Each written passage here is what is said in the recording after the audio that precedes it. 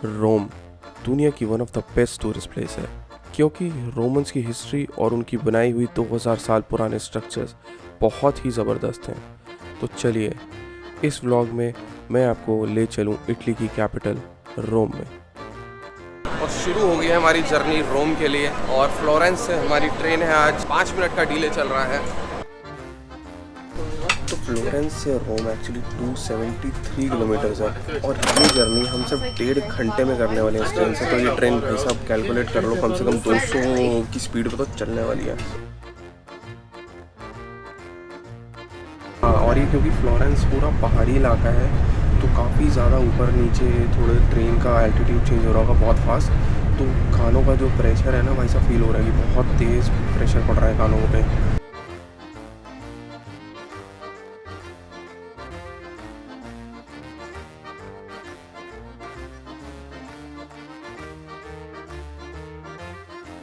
तो अगर आपको यहाँ पे भूख लगी हो तो थोड़ा बहुत खाने को चीज़ें मिल जाती हैं और कॉफ़ी और ये सब चीज़ें अंदर ही यहाँ पे कैफ़े होता है और काफ़ी अच्छा कैफ़े दिख रहा है, छोटा सा अच्छा कैफ़े है। बट ये है कि मिडल ऑफ द ट्रेन आना पड़ता है। हमारा 7 नंबर है कोच, ये 3rd नंबर में था तो थोड़ा सा चल के आना पड़ा। और इस ट्रेन पे एयरप्लेन जैसे क्लीन वॉशरूम भी होते हैं।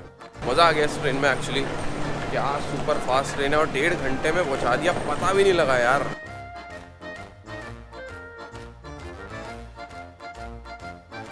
और हमने साथ में रोमा के ये 48 आवर के पासेज है हमारे पास में, ये खरीद लिए हैं। ये पड़ता है 12.5 यूरो का एक, हमने 25 यूरो देके ये ले लिए। अब आप इसमें 48 आवर्स मतलब 2 दिन कितना भी ट्रैवल कर सकते हो किसी भी बस में, रीजनल ट्रेन के अंदर और विद इन रोम से बाहर नहीं। ट्रैम कुछ भी हो, पब्लिक ट्रांसपोर्ट कोई भी आप यूज़ कर सकते हो उसके। पहुंच गए हम रोम अपने नेक्स्ट होटल में और काफ़ी अच्छा अपार्टमेंट है ये। यहाँ पे अपना ये बेड लगा है, वहाँ पे वॉशरूम है, कुछ ओके। यहाँ देविका खड़ी है और यहाँ एक और छोटा सा बेड है। यहाँ टीवी लगा है और कैबिनेट है, यहाँ पे अलमारी जहाँ पे आप सामान रख सकते हो। और यहाँ पे एक बालकनी है, काफ़ी अच्छी बालकनी है, छोटी सी बट वेरी नाइस, काफ़ी अच्छा है। बट ये एक स्टूडियो अपार्टमेंट है तो एक चीज़ मिसिंग है, किचन।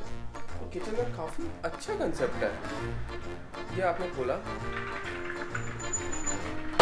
तो एक्चुअली में ये एक एयरबीएनबी की तरह ही है, ये कोई होटल नहीं है क्योंकि इसके अंदर कोई रिसेप्शन या प्रॉपर कोई सर्विस नहीं है। ये एक एयरबीएनबी की तरह है और एक कंपनी ने बस खरीद के ऐसे अपने अपार्टमेंट्स यहाँ पे डाल दिए, स्टूडियो अपार्टमेंट्स, और उन्हें रेंट आउट कर दिए। इस टाइम हम वेटिकन सिटी में हैं और पीछे आपको वेटिकन सिटी का जो मेन स्क्वायर एरिया है उसमें एक चर्च है काफ़ी बड़ा, वो उसका डोम दिख रहा होगा।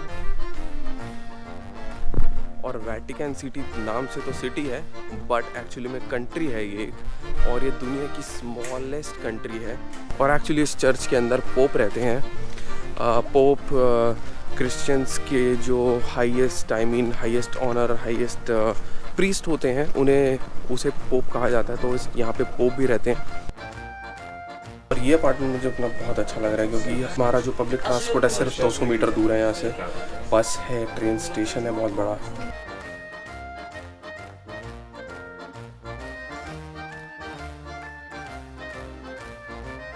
रोम में बहुत बुरा हाल है। जनरली यूरोप में क्या होता है, जैसे ये लगे हुए हैं ना यहाँ पे, ये होते हैं पेडेस्ट्रियन जोन्स। आप जब चलना शुरू करोगे गाड़ियाँ अपने आप रुकेंगी।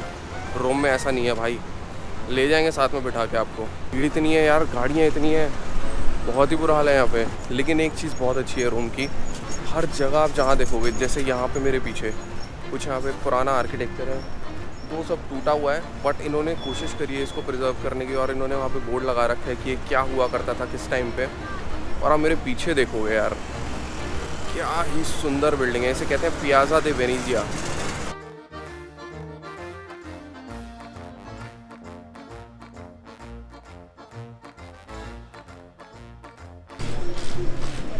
सामने मुझे कोलोसियम भी दिखने लगा जो हमारी डेस्टिनेशन है आज की।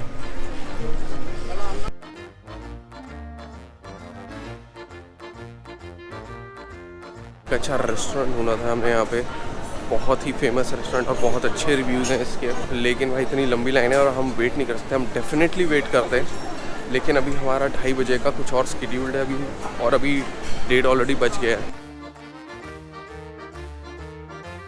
तो भाग भाग के एक रेस्टोरेंट मिला है हमें, ला बसे, और यहाँ पे काफ़ी सारी सीट थी और यहाँ पे काफ़ी अच्छे रिव्यूज़ भी हैं गूगल के इसके। तो हमने यहाँ पे कुछ चीज़ें मंगाई हैं, पेनी एंड स्पेगेटी पास्तास। भाई इतनी लंबा मेन्यू था, हमें तो समझ में नहीं आया क्या मंगाना, बड़ी मुश्किल ही समझ में आता है यहाँ पे।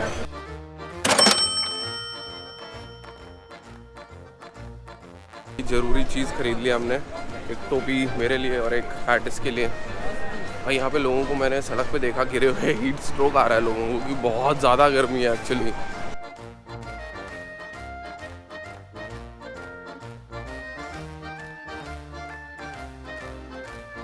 कोलोसियम के बाहर खड़े हैं, अपनी टर्न का वेट कर रहे हैं। तो हमने यहाँ पे क्या रहता है, यहाँ पे ना बहुत लंबी लाइन रहती है। अगर आप डायरेक्ट टिकट लो कोलोसियम का, तो गेट योर गाइड और विएटर जैसी वेबसाइट्स हैं जो स्किप दी लाइन करके एक टूर चलाती हैं, जिसमें आपको एक टूर गाइड भी मिलेगा, आपको टूर देगा पूरे जगह का। और साथ में सबसे बड़ा फ़ायदा रहता है कि आपको लाइन में नहीं लगना पड़ता टिकट के लिए, वो आपके लिए पहले ही टिकट लेके रखते हैं।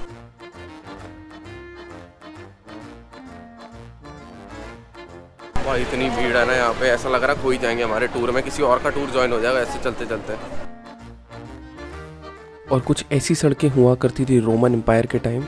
रोमन एम्पायर ने अराउंड 85,000 किलोमीटर की रोड्स बनाई थी, और इसी वजह से एक कहावत भी बनी, ऑल रोड्स लीड टू रोम।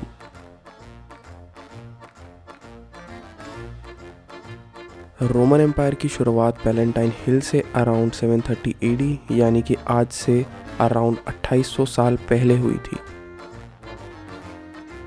और रोमन एम्पायर का सबसे फेमस और पहला डिक्टेटर था जूलियस सीजर, जिसके बारे में हम सब ने अपनी स्कूल की टेक्स्ट बुक में पढ़ा ही है।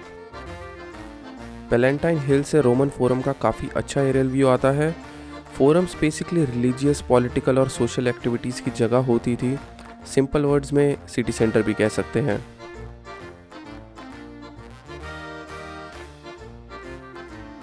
जिस तरह से इन्होंने अपना प्रिजर्व किया हुआ है बहुत अच्छा है। और रोम शहर ऐसा है कि आप जिधर नज़र घुमाओगे आपको इनका पुराना आर्किटेक्चर दिख ही जाता है।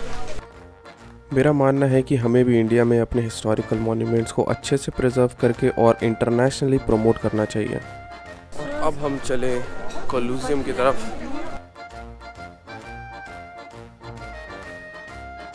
और जैसा आपको पता ही होगा कि कोलोसियम इस टाइम पे 7 वंडर्स में से एक वंडर है। एक्चुअली में ये कमाल की बिल्डिंग जो है ये BCs में बनी हुई है, और एक कमाल का आर्किटेक्चर है उस टाइम के हिसाब से। आधा जो पार्ट है इसका वो एक्चुअली में गिर के टूट गया था, क्योंकि यहाँ पे अर्थक्वेक्स आए थे कुछ की वजह से, इन्होंने को दोबारा से वो पार्ट बनाना पड़ा। कोलोसियम का एक्सटीरियर मार्बल का हुआ करता था। जब रोमन एम्पायर कोलैप्स हुआ उसमें से कुछ मार्बल चोरी हो गया था, और कुछ मार्बल वेटिकन सिटी के सेंट पीटर्स बसिलिका में यूज़ किया गया। इस कोलोसियम को बनाने में सिर्फ 8 साल लगे थे। एक्चुअली में उसका रीज़न ये है कि यहाँ पे बहुत सारे स्लेव वर्कर्स को लाया गया था, तो उनसे दिन रात काम कराया जाता था। काफ़ी लोग मरे हैं इसको बनाने में, तो इसलिए उन्होंने बहुत जल्दी, उनको कोई फ़र्क नहीं पड़ता था लेबर्स या किसी चीज़ से, इसलिए उन्होंने 8 साल में उसको कंप्लीट किया। इसके 80 एंट्रेंस गेट्स थे, 70,000 पीपल की कैपेसिटी का ये था। और इसको एक नेचुरल एयर कंडीशनर भी कहते हैं, जिसे कहते हैं रोमन एयर कंडीशनर, क्योंकि इसका आर्किटेक्चर ऐसे है कि इसको पूरे टाइम ठंडा रखता है। यहाँ पे इटली के अंदर 40 डिग्री तक गर्मी होती है। कोलोसियम एक एम्फी थिएटर है, और यहाँ एंटरटेनमेंट के लिए कोई नाच या गाने के इवेंट्स नहीं हुआ करते थे, बल्कि यहाँ एंटरटेनमेंट के लिए वायलेंट गेम्स हुआ करते थे। कोलोसियम के अंदर एक फाइटिंग अरीना हुआ करती थी, जिसमें ग्लैडिएटर्स की लड़ाई करवाई जाती थी। ये ग्लैडिएटर्स किसी न किसी क्राइम में कन्विक्टेड होते थे, और अगर ये फाइट में जीत जाते थे तो उनको फ्री कर दिया जाता था। और ये लड़ाई होती थी 2 ग्लैडिएटर्स के बीच, या फिर ग्लैडिएटर वर्सेस एनिमल भी हो सकती थी। अगर आप सोच रहे हो कि एनिमल कौन से होते थे, तो ये कोई भी एनिमल हो सकता था, जैसे कि एलिफेंट, टाइगर, लायन, बियर या फिर राइनो। सो आप सोच सकते हैं कि ग्लैडिएटर्स के जीतने के चांसेस क्या ही होते होंगे। तो यहाँ पे एम्परर बैठते थे पीछे, और इसके साथ में उनके सारे मिनिस्टर इसी जगह पे बैठते थे, और ऊपर सारे स्लेव्स और वुमेन को काफ़ी नीचा माना जाता था उस टाइम, तो वुमेन को सारा उस टाइम 4th फ्लोर पे बैठाया जाता था इस अरीना की। और इसके नीचे जो अंदर जगह है, ये स्पेसेस हैं, इसके अंदर नीचे जानवरों को रखा जाता था। बीस्ट का मतलब जानवर है। तो मेरे पीछे आप देख सकते हैं, ये बाद में रीबिल्ट वाला जो एरिया है ये सारा वो है, और उस कोने में आप देखोगे तो पुराना वाला है। सारा अर्थक्वेक की वजह से गिर गया था और दोबारा से इसे रीबिल्ड किया गया। एक्चुअली रोमन एम्पायर इतना लंबा टाइम चला है कि इसकी हिस्ट्री इतनी सारी है। जूलियस सीजर सबसे इम्पोर्टेंट पार्ट जूलियस सीजर है, और कितना कुछ है इसके अंदर कि घंटों इसकी वीडियो बनाई जा सकती है। लेकिन ये शहर बहुत अच्छा है, बहुत टूरिस्टी है, बहुत भीड़ है, लेकिन शहर बहुत सुंदर है। मतलब ये जो आर्किटेक्चर इन्होंने प्रिजर्व किया है, रीबिल्ड किया है, बहुत अच्छे से कर रखा है। तो शुरू हो गया रोम का डे 2। तो हमारा एक फिर से एक वॉकिंग टूर है। जैसे कि आपको मैंने पहले बताया कि गुरु वॉक एक वेबसाइट है जहाँ से आप फ्री वॉकिंग टूर ले सकते हो। और हमारा वॉकिंग टूर स्टार्ट हो गया रोम का। हमारी जो गाइड है वो एक्चुअली इंडियन है। सबसे अच्छी बात यह है कि उनकी इंग्लिश बहुत ही ज़्यादा अच्छी है। एक्चुअली में इटालियन एक्सेंट नहीं है। तो एक्चुअली अभी तक प्रॉब्लम क्या हो रही थी, जितने भी हमने गाइडेड टूर्स करे हैं ना, 70-80% चीज़ें ही समझ में आती थी, क्योंकि कुछ चीज़ें गायब हो जाती थी, हमें समझ में नहीं आती थी because of the Italian accent. Rome पे पोप का रूल हुआ करता था। रोम को फोर्सफुली इटली में 1870 में यूनिफाई किया गया। यूनिफाई होने के बाद भी पोप ने काफी ट्राई किया रोम वापस लेने का, लेकिन वो कभी हो नहीं पाया। और उस टाइम इटली के रूलर ने ये बिल्डिंग बनवाई जो कि रोम के इटली में यूनिफिकेशन का सिंबल है। और इसके टॉप पर जो स्टैचूज दिख रहे हैं वो पोप के वेटिकन सिटी से दिखाने के लिए हैं कि रोम यूनिफाई हो चुका है और अब कुछ नहीं हो सकता। वेटिकन सिटी की स्टोरी इस व्लॉग में बाद में कवर करेंगे। एक्चुअली में रोम को लोगों ने अबैंडन कर दिया था बहुत साल पहले। यहाँ पे काफ़ी फ्लडिंग होती थी और सैंड आती थी, इसके ऊपर लेयर आती गई रोम के ऊपर, और उसको कोई प्रिजर्व या उस सैंड को पहले लोग निकालते रहते थे जब तक लोग रहते थे। लोगों ने रहना बंद कर दिया तो सैंड किसी ने हटाना बंद कर दिया। जो रोमन आर्किटेक्चर है वो आधे से ज़्यादा या फिर बहुत सारा अभी भी ज़मीन के नीचे है। तो यहाँ पे अभी हमें पता लगा कि मेट्रो बनाने की कोशिश हो रही है रोम के अंदर बहुत सालों से, 30 सालों से। और जब भी वो अंडरग्राउंड मेट्रो को खोदते हैं उसके लिए, मेट्रो स्टेशन बनाने के लिए या मेट्रो टनल डालने के लिए, नीचे से कुछ ना कुछ एक पुराना आर्किटेक्चर निकल आता है। तो अभी तक इसलिए यहाँ पे कोई मेट्रो नहीं है।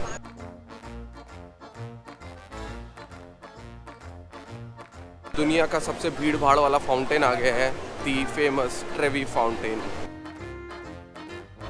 ट्रेवी फाउंटेन एक्चुअली में एंशिएंट रोमन एम्पायर के लिए एक बहुत इंपॉर्टेंट पानी का सोर्स हुआ करता था, लेकिन ये आर्किटेक्चर और स्क्रिप्चर्स इस फाउंटेन के 18th सेंचुरी में बनाए गए थे। इन एक्वेडक्ट्स का यूज इतने हजारों साल आज तक भी रोम में होता है। तो अगर इस फाउंटेन में आप एक सिक्का फेंकोगे तो आप वापस रोम आओगे। अगर आप 2 फेंकोगे तो आप दोबारा रोम आओगे और आपको यहाँ पे अपना प्यार मिलेगा। और अगर आप 3 फेंकोगे तो आप यहाँ रोम आओगे और आपकी रोम में शादी होगी। लेकिन अगर आप 4 फेंकोगे तो आपका डिवोर्स हो जाएगा। तो चॉइस इज योर्स।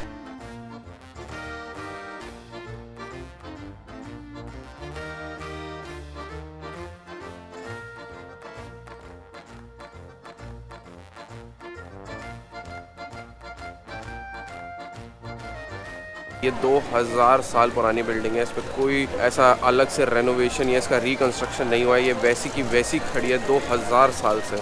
ये बिल्डिंग काफ़ी ज़्यादा मिस्टीरियस है।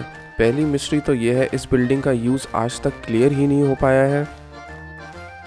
दूसरी, इसका डोम दुनिया का सबसे बड़ा कंक्रीट अनरेनफोर्स्ड डोम है। ये बिल्डिंग और ये इतना बड़ा और भारी डोम कैसे बनाया गया, ये अभी तक मिस्ट्री है। पैंथियन रोमन एम्पायर की इंजीनियरिंग और आर्किटेक्चर का एक मार्वल है और रोमन्स का उस टाइम का डोमिनेंस और नॉलेज भी दर्शाता है।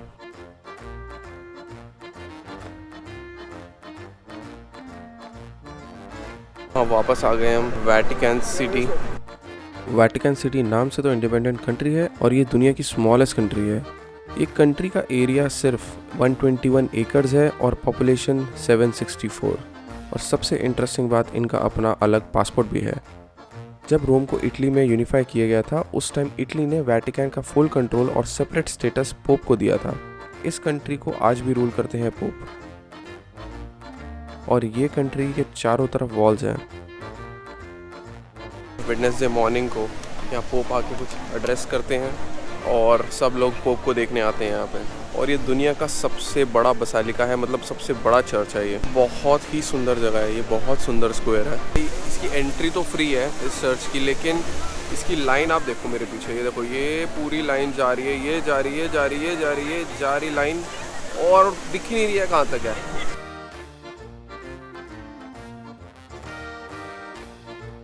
एक्चुअली में बहुत ज़्यादा टाइम नहीं लगा अंदर आने में, बहुत जल्दी जल्दी लाइन चल रही थी। शायद 20-25 मिनट में हम आ गए होंगे, विच इज़ गुड। एक्चुअली 2-2 घंटे लंबी लाइन लगती है यहाँ पे। और इस चर्च का इंटीरियर इतना सुंदर है कि मेरे पास शब्द नहीं है उसके लिए। और कैमरे पे इसकी ब्यूटी कैप्चर करना नामुमकिन है।